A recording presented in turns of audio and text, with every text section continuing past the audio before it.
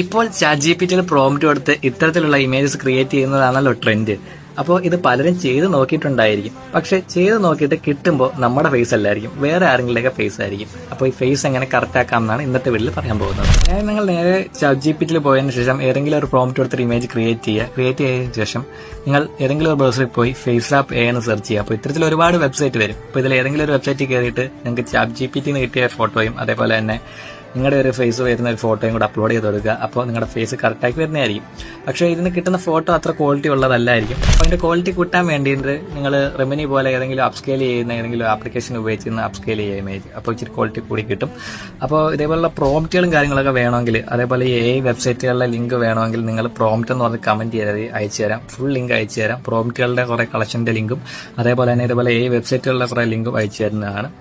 അപ്പോൾ വീഡിയോ എല്ലാവർക്കും ഇഷ്ടപ്പെടുന്നതായിരിക്കുന്നു. ഇതുപോലുള്ള കൂടുതൽ യൂസ്ഫുൾ ആയിട്ടുള്ള വീഡിയോയ്ക്ക് വേണ്ടി ഫോളോ ചെയ്യാൻ മറക്കണ്ട. അപ്പോൾ അടുത്ത വീഡിയോ കാണാം.